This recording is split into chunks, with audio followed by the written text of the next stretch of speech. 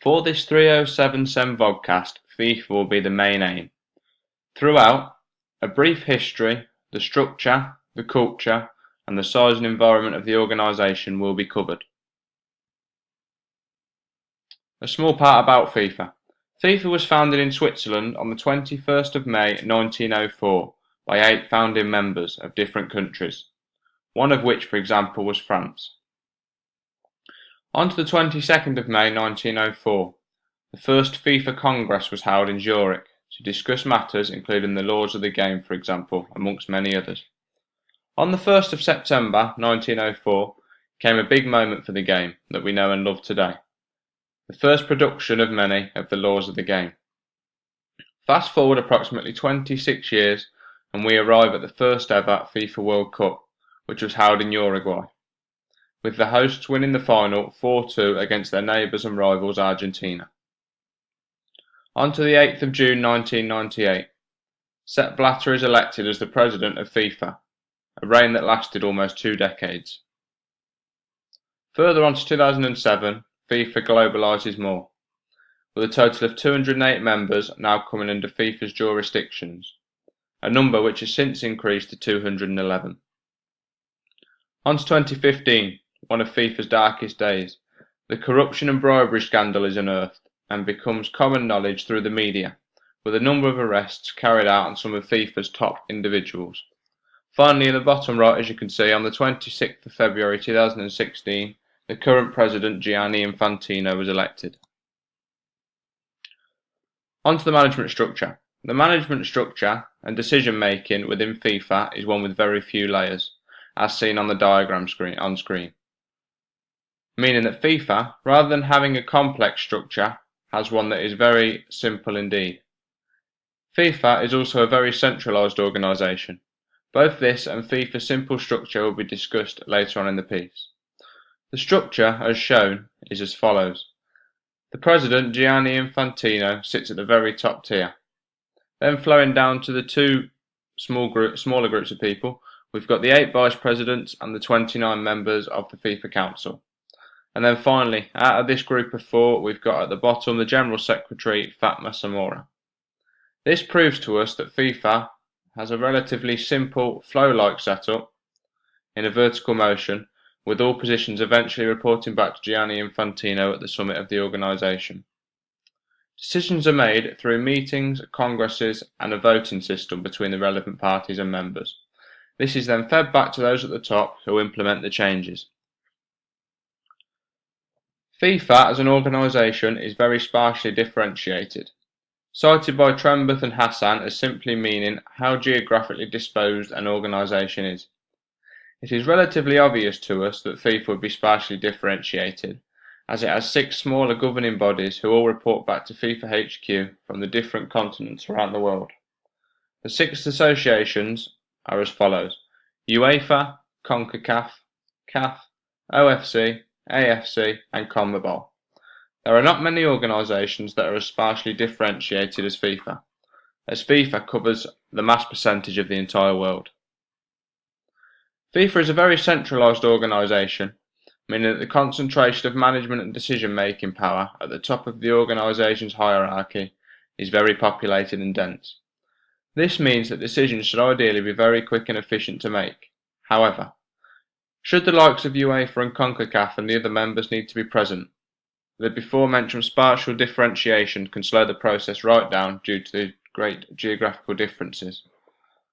As it can be seen on the news headlines on screen, this measure of centralisation has caused a number of problems and complaints for FIFA, including claims of bribery within the Blatter reign and bad governance within the current leadership of Gianni Infantino. However, the one with Infantino hasn't been proven. FIFA is a major organisation in terms of its importance and physical stature within its environment and sector. Within the sport of football itself, it is the main and only worldwide governing body. Therefore, in terms of size and environmental dominance, there are none bigger than FIFA, showing there is no competition within the specialised market.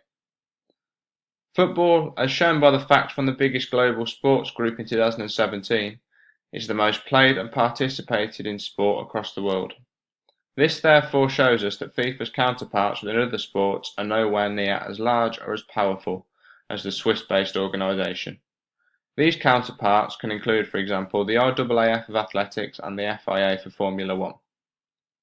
However, in an internal capacity, FIFA has a relatively small number of individuals who are challenged with the job of making the correct and favourable decisions to aid the beautiful game, as shown within the management structure slide previously.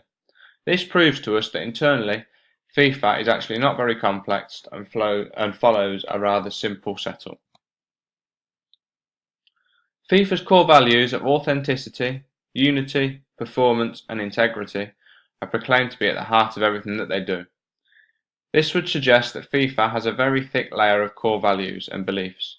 However, it is the opinion of many, as shown by the news stories again on screen, that their values are not overly fulfilled and therefore their layout is that of a more thinly spread approach, meaning they are not overly followed or ingrained within the organisation's actions and decisions. This is namely down to the recent bribery scandals. A quick dive into the four main key points are as follows. Authenticity, meaning that football must remain simple and a beautiful game that all can enjoy and take part in, regardless of circumstances, ethnicity, gender, etc. Unity, to unite the world through football and to achieve solidarity for all, especially important with the current affairs within the world. Performance, deliver football of the highest quality and provide the best experience possible for all. And finally, integrity, the game must model fair play, tolerance, sportsmanship and transparency. This is the main of the four values in which people have questioned FIFA in the past few years. A basic understanding of the culture within FIFA can be seen through their FIFA HQ location in Switzerland. This is relevant for a number of reasons. The fact that when FIFA was founded, it was founded in Switzerland, so with this in mind it shows to us that FIFA's roots and foundations are still in Switzerland as they have always been since 1904, and this part of their culture is still intact. Furthermore, Switzerland is a neutral country, so therefore it radiates the impression that decisions made there will be fair and unbiased. And finally, the financial regulations within Switzerland are a lot more relaxed than, say, in the United Kingdom or the United States. This has come to cause FIFA numerous issues, as seen with the bribery and corruption accusations within 2015.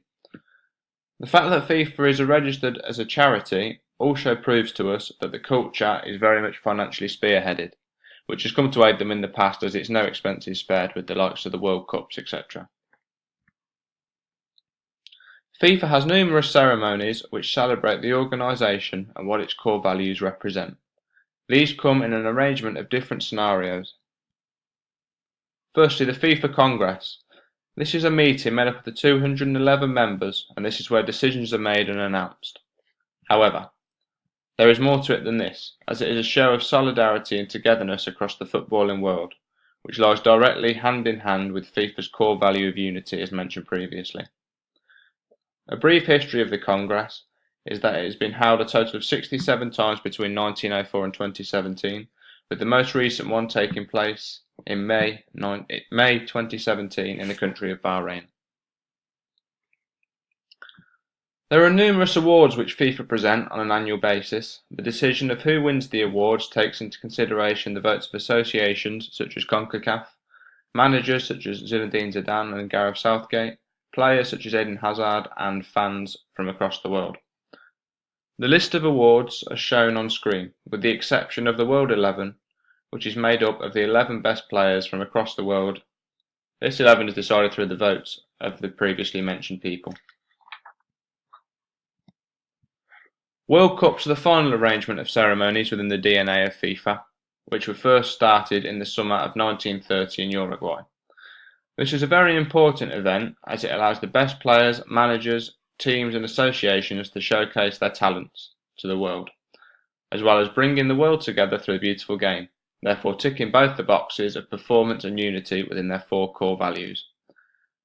However, within the recent bribery accusations, this has caused FIFA some issues through the World Cups, etc. Just a quick look at the different types of World Cup. We've obviously got the ones based on grass, which are obviously the general football ones. We've then got beach soccer, futsal, and the newly promoted FIFA Interactive World Cup, which allows those who aren't as interested on the grass but are more interested on gaming systems, etc. to take part. A quick look at some recommendations. There are only two for FIFA. The first, to keep the organisation above board and away from any bribery. This will keep the company's ethos and image intact at all times. And secondly, to decentralise the power system in order to reduce the risk of bribery accusations, etc. from other people, and also to reduce the pressure on those at the top, allowing them to make better decisions. As if you look at it, with more people involved and more votes cast, decisions will be fairer for all. On screen is just a quick run through of all the references throughout this presentation. Thank you for watching.